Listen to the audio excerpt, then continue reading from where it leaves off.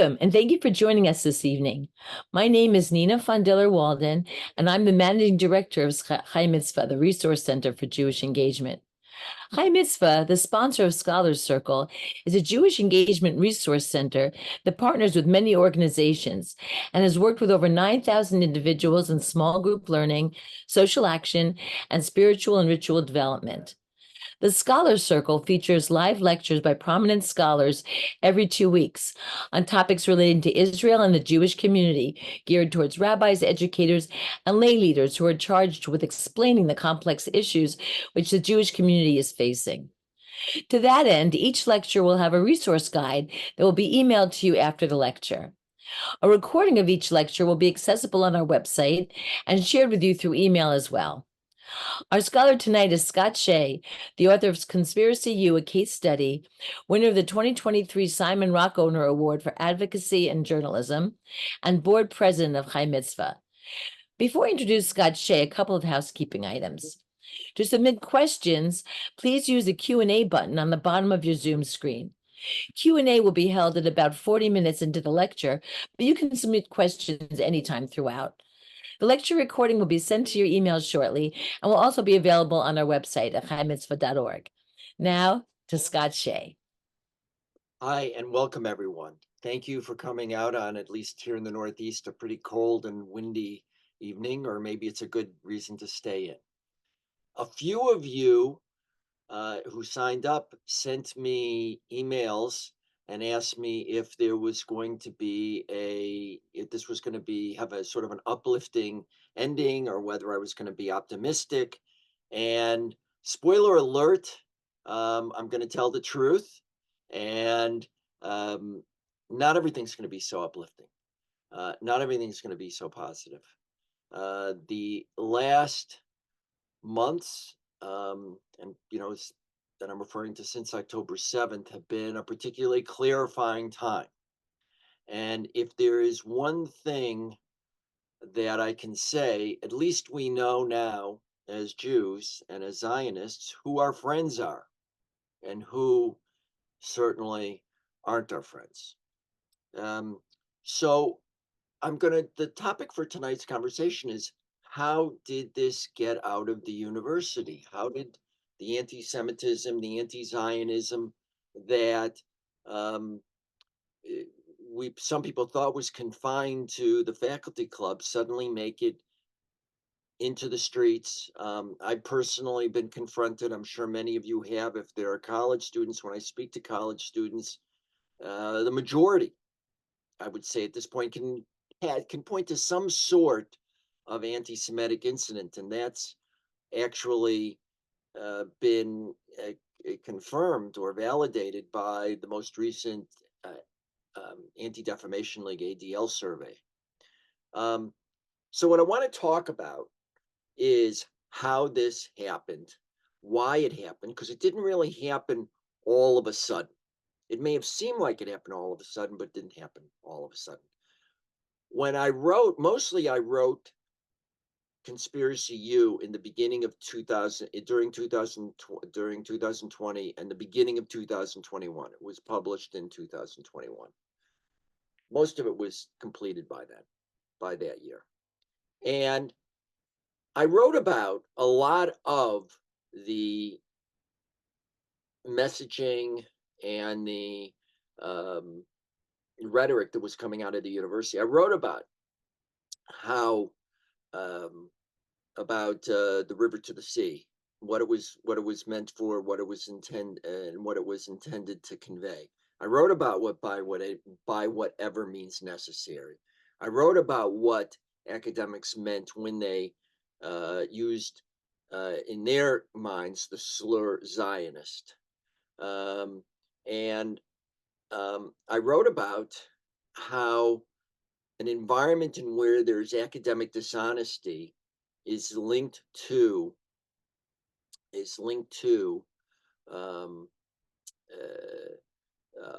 an environment that enables anti-Semitism.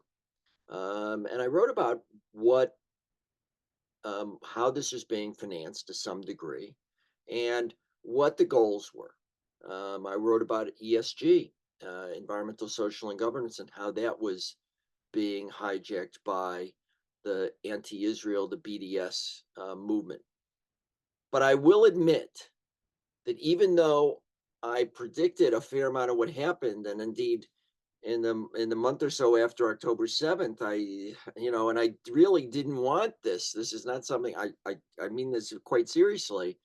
I wish I wasn't right, but I received a lot of texts, emails, and occasional phone calls saying, you more or less said this, but um, I didn't think it was good. But people didn't think it was really going to happen, and I will admit that even writing it, I didn't think it would happen so fast, so suddenly, and so in our faces. So I'm going to try to break this discussion down into a few points. I'm going to try to talk about what's going on campus and how and why the campus was the initial was ground zero for the infection of anti-Semitism into broader American society. And I'm going to talk about some of the other places that this has um, sadly now taken the infection has taken hold. And I am going to talk about things that we can do. Um, and I'm going to try to get to it all, and I'm going to try to do it all and leave time for Q&A if that's possible. So first of all, and I want to start with the broadest conceptual framework because this is going to inform really everything else that I have to say. So we're going to do a little bit of theory and conceptual framework to start. For those of you who have read really either Conspiracy U um, or In Good Faith, or my most recent chapter in Jewish Priorities, or really a lot of what I've written, you'll probably have heard this before. I'm going to make it very short, but it is understanding what idolatry is, because that's actually fundamentally what our problem is today. And Jews suffer historically anytime that idolatry takes root. And indeed, the whole Bible was written to combat idolatry, not atheism, believing in no God. With an ethical atheist, and that's a whole seminar for itself. I can actually make common cause. But with an idolater, it's very, very hard to make common cause. Um, certainly within a Jewish context. So people used to think idolatry, and many people, if you stop them on the street, think idolatry is some sort of quaint practice, Wiccan culture, Wiccan chants, Wiccan um, rituals, or bowing down to some statues, or other sorts of folksy ritual things. But actually, the Bible defines idolatry, and it does it through a series of stories. The most famous one being the Exodus story. We're coming up to Passover in just over a month or so. And what idolatry is a set of lies about power. It's about ascribing super authority or superpower to finite things, statues, whatever, beings, God, king, pharaohs, individuals of any type, or ideologies, and ascribing them super authority or superpower. Now, we don't think of it as so much in terms of superpower anymore, but certainly super authority. So, how did the God, king, pharaoh totally dominate Egyptian society? And when he said to cast all of the Israelite boys in the water to murder them all, and turn the girls into sex slaves, everybody just followed his word. Why? Because he was speaking for the God King. He was the God King speaking for the gods, speaking for whatever was important. What he said was truth. Now, how did he back that up? Well, of course, pageantry, myth, storytelling, um, theater, and of course, a network of secret informants, and a very strong army police. And like any good god king, he did his best to um, hide his mortality. That's why, according to the midrash, to the Jewish midrash, he did his number one and number two in the Nile in the morning, and that's where actually from time to time Moses, and according to the Bible, Moses and Aaron confronted him because he didn't want to be seen as having to use the bathroom. Um, whatever, or the whatever that would have been called in those days. So this isn't just some story where, okay, we defeated idolatry, 3,200 years ago or whatever, and now everything's okay. Actually, history has been a series of unfortunate um, God King idolaters, and even in our modern age, even in the 20th century was a parade of God King uh, idolaters. Stalin, Mao, Pol Pot, Hitler, the Assad family, the Kim family, today Putin, Xi. I could go on and on. And how did Mao convince his people to allow and be responsible for the cause of 100 million of his comrades to die? Because he was the God King. And he's ascribed to have said that it would have been okay if 300 million of his countrymen would have perished due to him, if that would have achieved the primacy of the Chinese Communist Party. Stalin starved millions killed all the kulaks, by the way, probably 4 or 5 million people, starved a quarter of the Ukraine, sent tens of millions to the gulag. And how did he achieve this? Again, power, pageantry. He had his face um, broadcast to the stars by the Soviet Space Agency. Everything was about God, the God King Pharaoh. As a matter of fact, even science was infected by that. Certain evolution wasn't permitted to be taught. Other core biological tenets weren't allowed to be taught because that wasn't considered consistent with communist ideology. Now, it's not only at the macro level, but it's also at the micro level. And this is important too. How did Charlie Rose and Harvey Weinstein and Elliot Spitzer and a whole host of folks in the rogues gallery get away with what they did prior to, for example, the hashtag Me Too movement? It's because what Charlie Rose said at CBS was considered truth.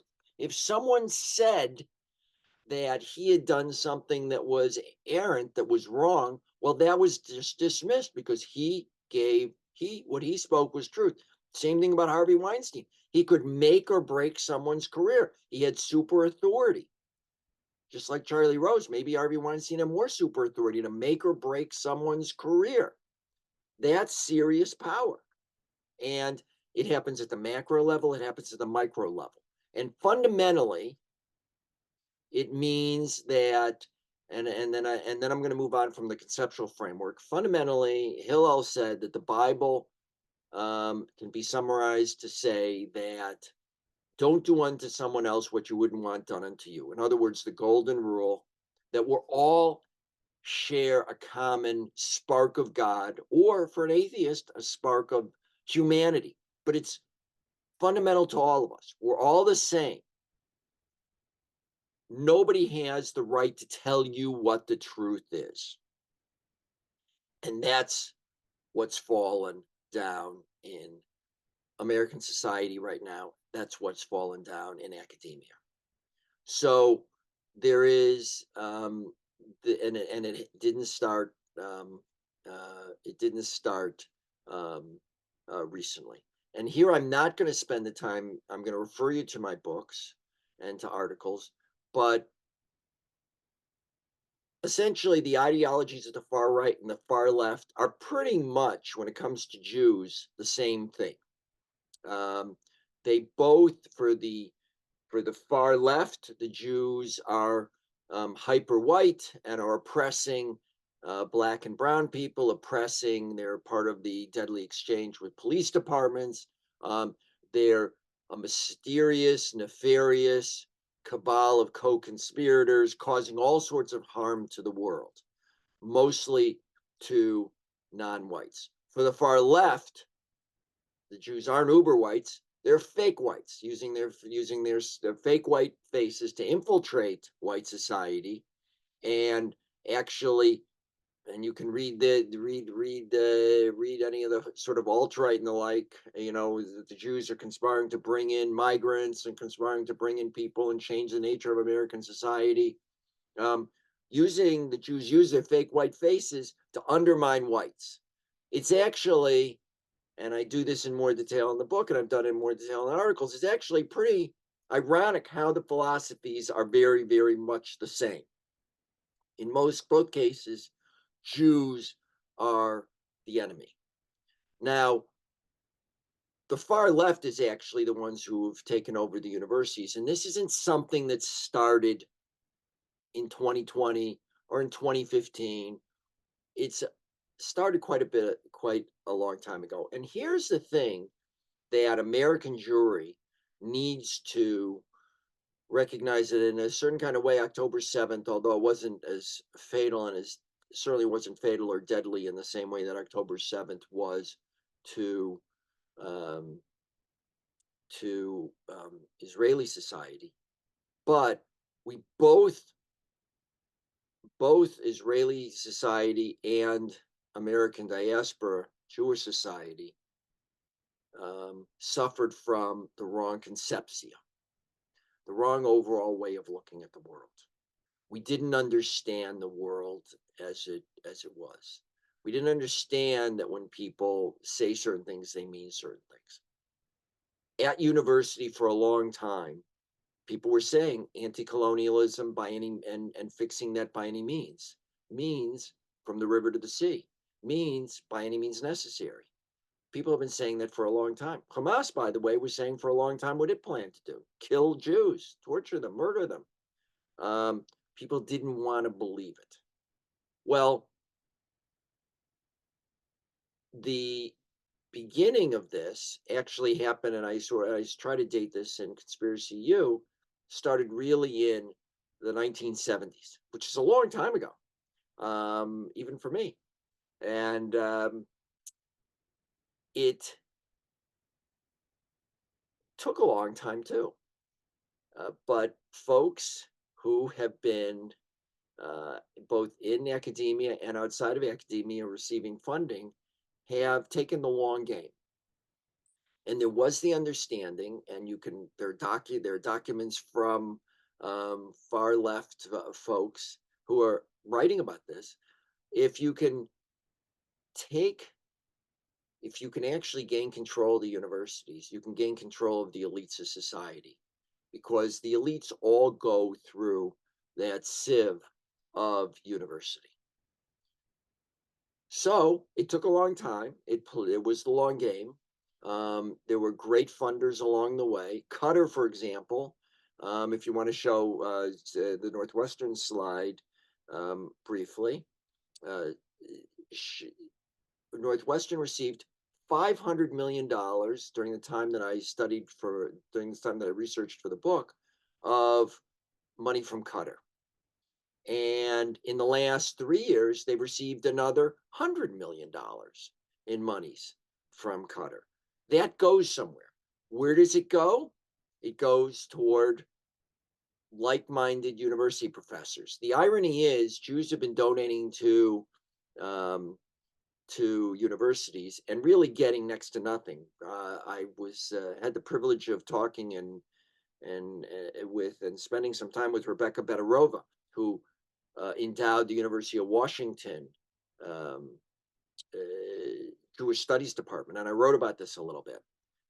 And the person who ended up taking it over, Professor Halpern, wanted to change it to the Palestinian and Israel Studies Department, and took a whole different view as to whether Jews belong there, deserve to be there. Well, in the case of Northwestern, the $500 million did buy something. it bought a campus at Qatar. It bought some fair amount of discretionary funds to the deans of the Medill School and the dean of the communications school. Some nice walking around money, some nice spending money, and because of that, Northwestern University takes money and has become a institutional partner of Al Jazeera and actually teaches a lot of the folks at Al Jazeera who become correspondents to for Al Jazeera, reporters at Al Jazeera, presenters to Al Jazeera. So actually, ironically, um, Israel has become, I'm sorry, Northwestern has become a partner of Qatar. Now let's take that on the other side. Let's say you had a far right group that was supporting a group, let's not call them Hamas, let's call them KKK, but also a group that wanted to kill Jews.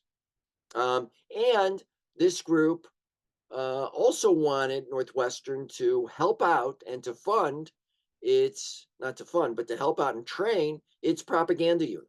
How do you think that would really play? Well, on the far left, it plays just fine. And at Northwestern, it plays just fine. Um, So you get these folks who are now graduating from university, having gone through departments where you can't even get into the graduate program if you are pro Israel.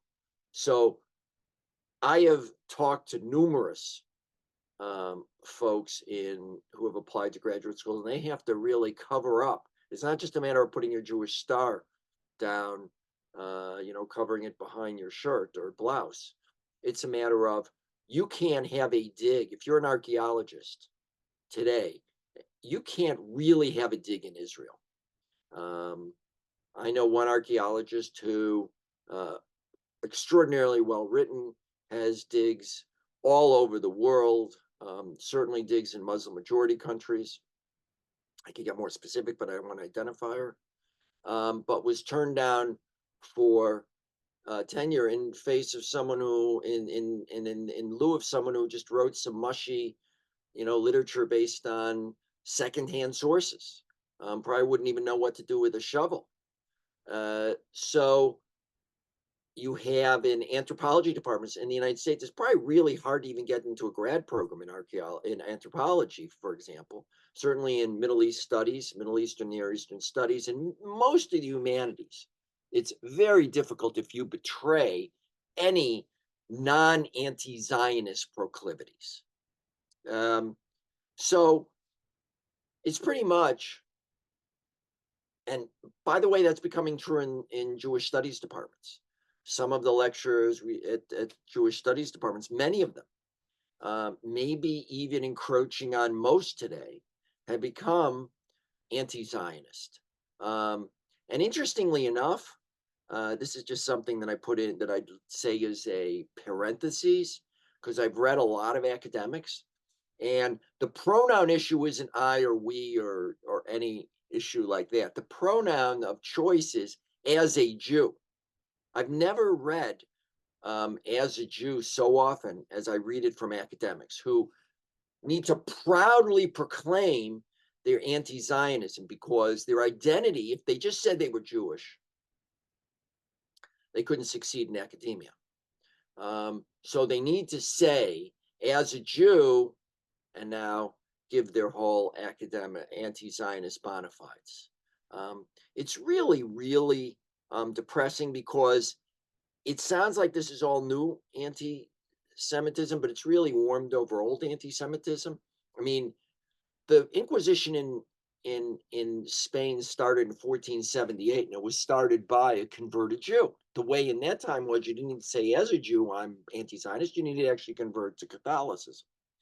Now you can get away with just saying as a Jew and then give your bona fides. But it was 1478 you had this converted Jew, um, and by 1492 the Inquisition and the anti-Semitism had gotten to the point where the Jews were banished from Spain. I could give a lot of examples, unfortunately, of this in history. The Talmud burnings in France and in Germany were due to converted Jews. A more recent and horrific example is Fritz Haber. Fritz Haber was a famous chemist, responsible for really um, analyzing the nature of elements. Um, Created essentially the nitrogen oxide, which was used as a fertilizer. Um, Caused many people to, people who wouldn't otherwise be able to eat because there wouldn't have been crops.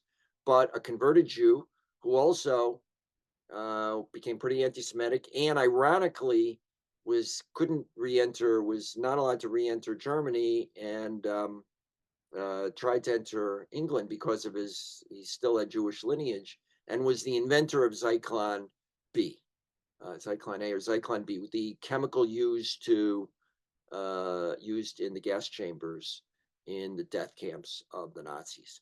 I mean, he literally, not like academic literally, where people talk about, some sort of theoretic uh, construct of what literalists mean, some sort of Platonic literals, but he literally caused the death of millions of Jews through his invention. Um, through his invention.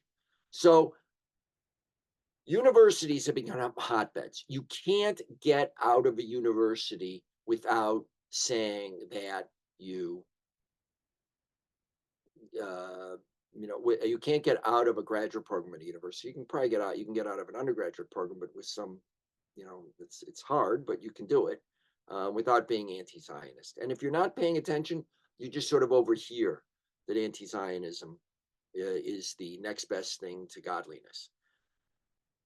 That's because you're told by your professors that that's the case, and you learn to park your thinking at the door. So I want to fast forward a little bit because I do want to cover some other parts of this. Um, Academic, what I was saying before about academic dishonesty, and I'm gonna just say this in a word. If you really understand what anti-colonialism is, you really understand imperialism, you really understand what indigenous peoples mean, then you would follow the facts.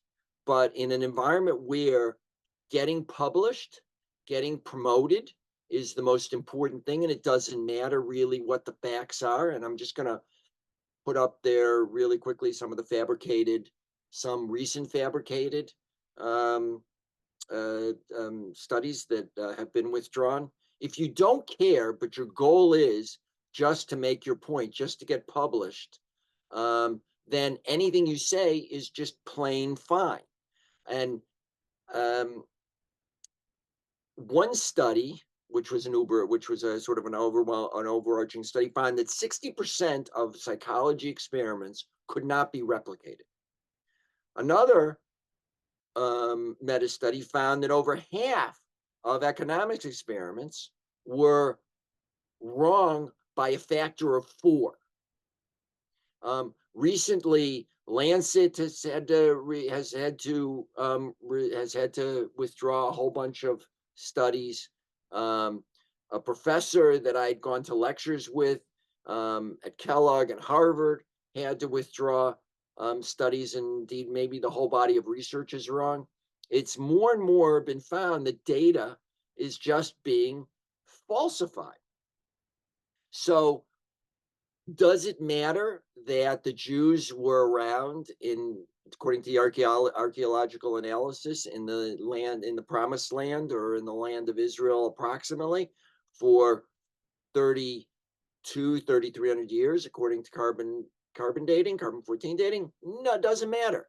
Does it matter that the Arabs came in to the first time any Arabs ever came into the area that's today Israel was in the 7th century with the post-Muslim, with the Muslim invasion of the area? Does that matter? No, but doesn't matter. The Arabs somehow become indigenous. Now, I'm not going to argue that there shouldn't be, Arabs don't have certain historic rights to the area. I'm not talking about a political solution, but they're clearly not the indigenous people of the land of Israel. If anybody is, it's Israel, but it's the Jews. But it doesn't matter. Whatever needs to be said, whatever needs to be told is right. Now, I'm reminded of Groucho Marx, um, who said, "Here are my principles, and if you don't like them, I've got some more."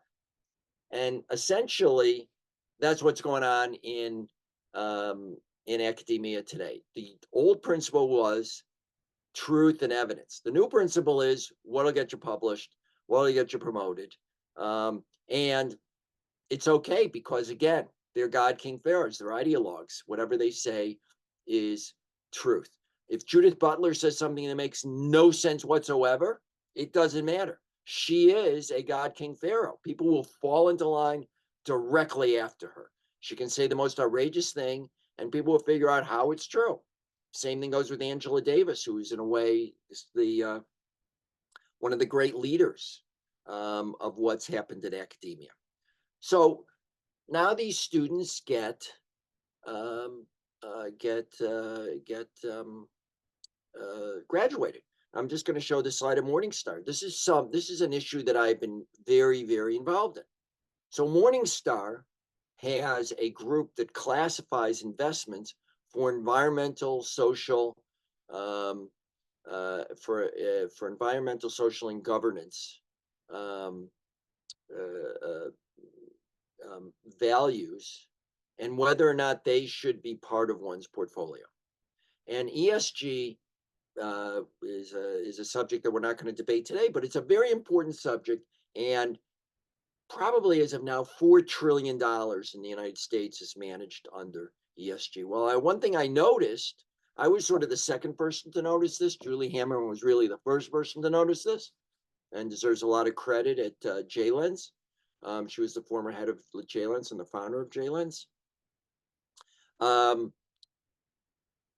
Is that of all of the companies criticized for any issues, human rights issues, and occupied territories, and anything else, so the whole world, we're talking, this includes the Uyghurs, this includes in China, this includes Germany, this includes Myanmar, and the Rwanda and the Rohingya, includes everybody. 70% related to Israel. Interesting. And what happened is that you had folks at Sustainalytics, you had folks at the subsidiary level of Morningstar who thought BDS was the most important thing. That was what they were taught in college. And this is a much longer conversation. I go through this, and you can find on my website some articles that detail this. It's an interesting tale. Maybe about 5% of the people in the United States endorse BDS, at least at the time of the writing of the book, of my book. But that was essentially the sole, or not, it wasn't the sole because there were 30% other, but it was the primary objective of Morningstar in downgrading and blacklisting, in stopping folks from investing, was whether or not they had a participation in Israel somehow that was invalid. Now, what happened was, it was a group that I was a member of that went through these 170 companies and found, by and large, they were doing exactly what people were doing in other countries, in exactly the situation. So, and the other companies weren't downgraded. So, for example, I'm just going to be very brief, but Celicom in Israel was written off for providing services in the territories in the West Bank. However, Russian telecom wasn't in Crimea and in occupied Ukraine. Chinese telecom wasn't in Tibet or in other areas. India's telecom providers were not criticized in the Kashmir and other places that were disputed territories. It goes on and on. But Celicom, of course, was. And it got even laughable because one company helped build a border which ultimately didn't work, a fortification that didn't work, sadly, in the Gaza envelope on the Israeli side. And they were marked on because they were considered part of the wall on the West Bank. Didn't matter that the facts weren't right, they were just downgraded nonetheless. So you had a bunch of folks um, who were, sort of activated. They were the sleeper agents activated from university, put into a place where they could really make a difference. I mean, $4 trillion of investing is a lot of money that's covered under the ESG umbrella. And the retiree in Peoria, Illinois, who may love Israel or may not love Israel, but they certainly don't want to boycott Israel, was finding out that they were boycotting Israel in their 401k or their IRA. So that's one thing. And I'm going to go really quickly because some of these others, I could talk about them for a long time. K through 12 education. Every teacher has to go through university. And so what's happening is you have in the New York cases where teachers have to cower from from their students. One famous case in Queens where a teacher had to hide in a closet while students were making chants and threatening statements outside. There are classes in New York that went to the local Holocaust Museum of Jewish Heritage, local Holocaust Museum, and made it like it was a party. They ended up being told now they can't come back. You have famously in Berkeley, I don't know, this is mentioned in the Atlantic article that's been going around quite a bit. Berkeley, Oakland, where from literally in kindergarten, people are being taught that Zionists are evil. Pretty remarkable. That's what's being taught in Gaza. That in children's books, that Zionists are sort of the devil. That's ironically now being taught in the United States of America. So K through 12 education. Entertainment, I don't need to tell you. Entertainment is being weaponized against the Jews. And TikTok, unfortunately, if you want to get a lot of hits on TikTok, don't be pro-Israel, be pro-Hamas. That's the only way really to make it happen. And the media, journalists, I mean, this was something that astounds me. Hundreds of journalists have signed statements that they won't report positive news on Israel because the Zionists are somehow manipulating it, and they won't be a party to that. There was one reporter for the Los Angeles Times who wanted to cover Israel, even though they had signed such a statement, and the editor of the Times said no. Normally, journalists are supposed to be neutral reporters. They're supposed to try to figure out the facts, not unlike academics. It ended up the editor was fired, um, and not the journalist. The journalist with a bias was allowed and assigned to report on Israel. So you wouldn't allow a plaintiff's attorney to uh, to represent the defendant in court.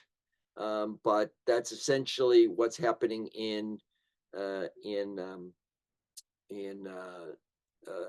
journalism. And I can tell you this: that there's folks who supply video and the like to some of the raw video to some of the journalistic journal to some of the news services, and almost can't believe how heavily edited they are and how carefully edited they are to um, to promote an anti-Israel bias. Um, so you're really having it because all of these people who are doing financial analysis, people who are teachers, people in the entertainment arena who are controlling platforms, and journalists, they all pass through this sieve.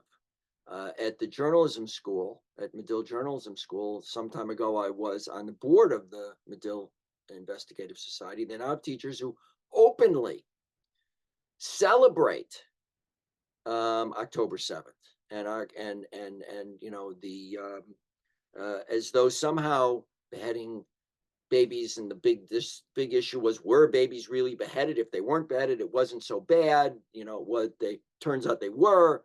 Were people burned? No, couldn't be, but they were. um but it's somehow resistance, it's somehow not cruelty, it's somehow just over exuberance, or Hamas folks being exhilarated as the academics were. um, you have to pass through those people to actually get out of journalism school. So it's become a very different world. I could say a lot more, but I'm going to stop there because we usually do get a lot of Q. We have a fair amount of Q&A, and I'm suspect that we're going to have a fair amount now. So I'm going to turn it back to Nina, and Nina, why don't you see what questions, if any, you have there? First of all, thank you so much for this very um, invigorating talk. We have a lot of questions, and I'm trying to put together ones that kind of relate to each other. I'm going to start off with a kind of a basic question. This participant wants to know, please address the use of anti-Zionism as code for anti-Semitism today, even among a number of benighted Jews. Okay. And I'm going to put another one with it. How can we as individuals fight these conspiracy theories and hate? Okay, there you go. Okay. So anti-Zionism and anti-Semitism. First of all, let's take anti-Semitism. Anti-Semitism, a lot of these words, interesting, as I was saying, having the plaintiff speak for the defendant, this is a case of that. Wilhelm Marr, a proud and distinguished and robustly exuberant Jew hater in the 1880s, didn't like having to say that he was a Jew hater. And it just didn't sound good. It didn't sound good in Germany. So he came up with the term anti-Semitism because it sounded good. And he started the League of Anti-Semites, with this being somehow a good thing. And again, he took key the key part of ideology in those days, which was race in Germany, and turned it into somehow Jews being a race, not a religion, and as opposed, which made sense to him, and created this fancy word and said it's okay to be anti-Semitic. It's not okay to be a Jew hater. It's okay to be anti-Semitic. And that's scientific, and it's proud, and you should look into it, and it's et cetera, et cetera. Now the same thing is happening. We're not going to call people anti-Semitic, because it's sort of taken on what Jew hatred meant. We're now going to use a new fancy term, anti-Zionism. Now, no matter that about 50% of all Jews live in Israel, no matter that a majority, no matter how you count it, probably 80% of Jews are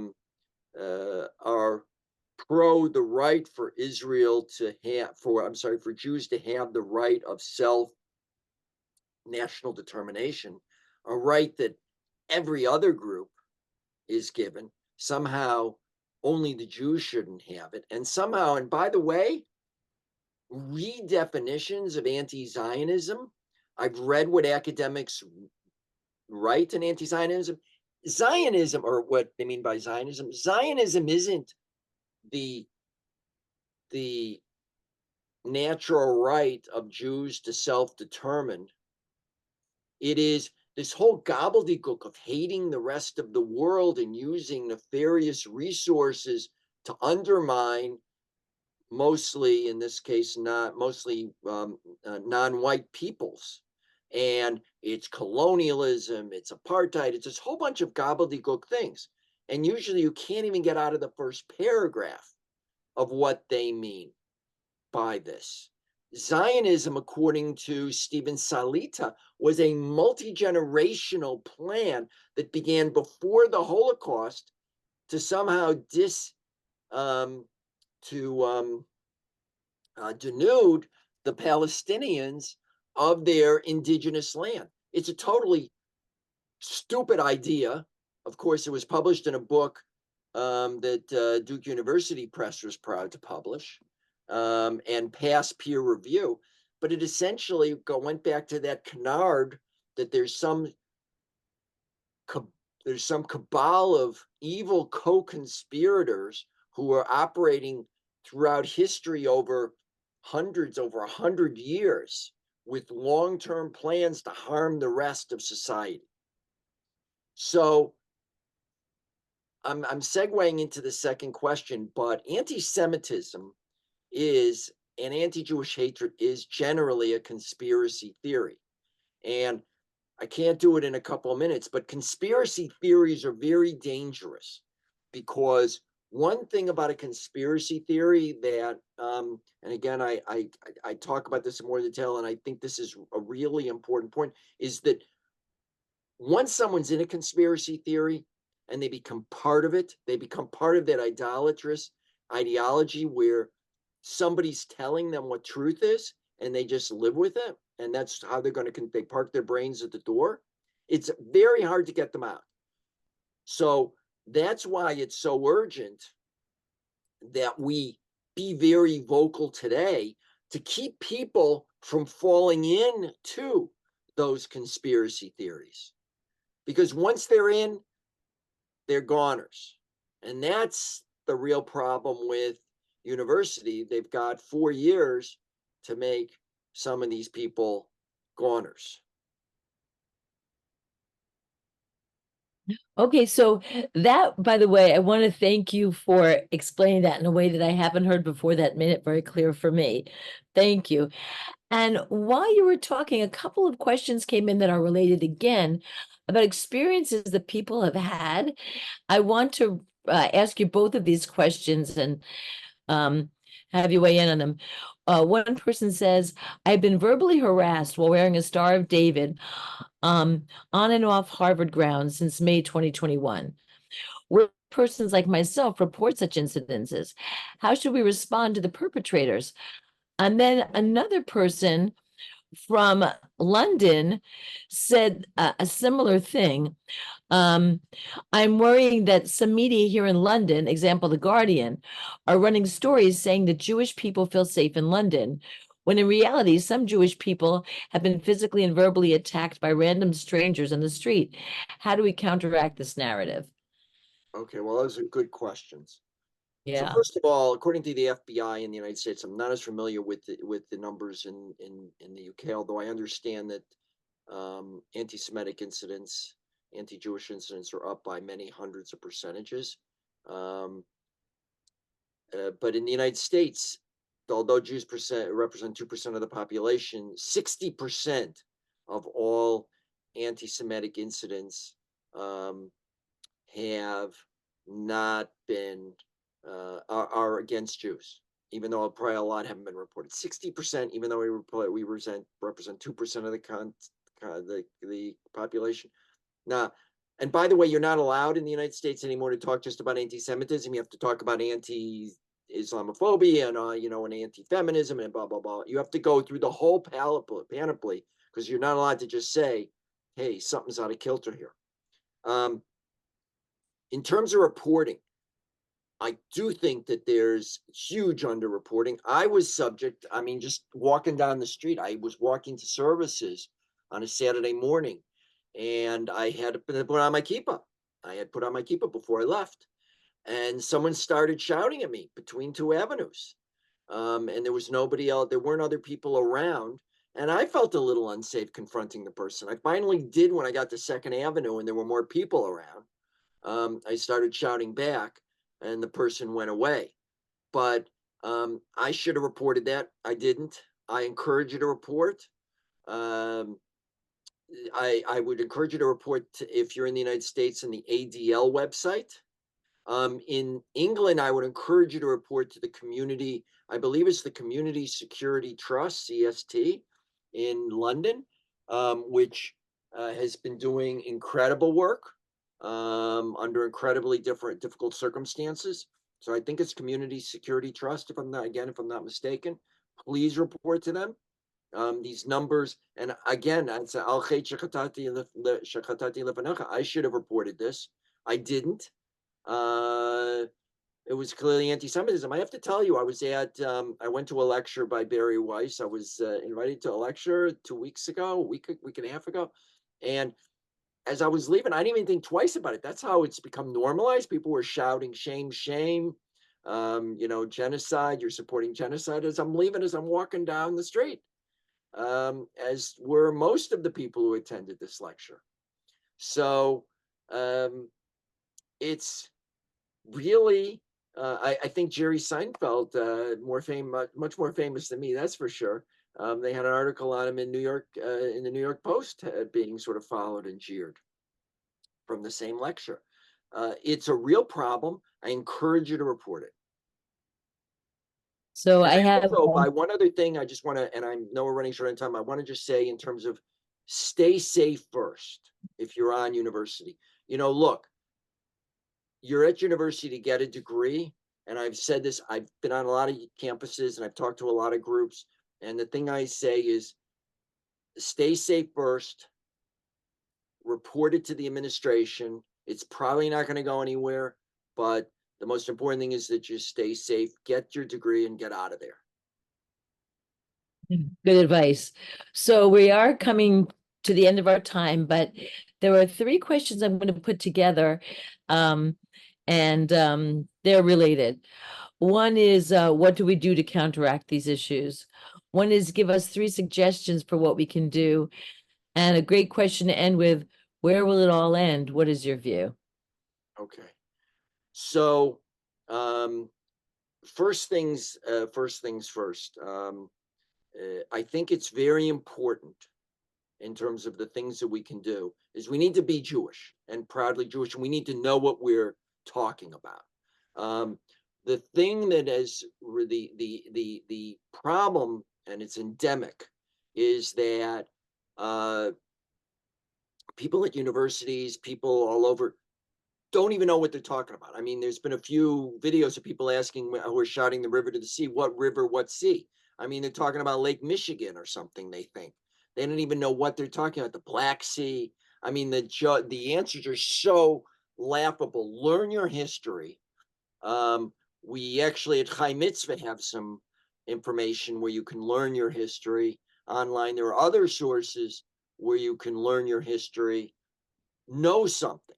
That's the first thing. Second thing, be proudly Jewish. Don't stop going to synagogue. I mean, the fact that someone shouted at me and started yelling, all sorts of things that I don't really want to repeat, um, doesn't mean that I shouldn't go to synagogue. Keep going to synagogue, keep teaching, keep learning. And the third thing I would say is we do have friends. One of the things that, as I think I said in the beginning, or it said recently, earlier today, if it wasn't here, was one of the clarifying moments is that we're learning who our true friends are. Well, we do have some true friends. We have to embrace those friends.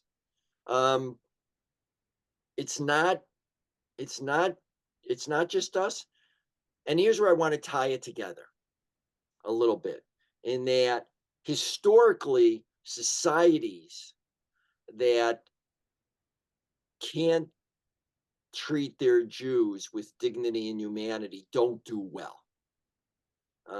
That is an um, almost universal rule. I mean, it didn't go so well for Spain after they kicked out the Jews. They were literally at the top of the world. They were the reserve currency. They were the dollar.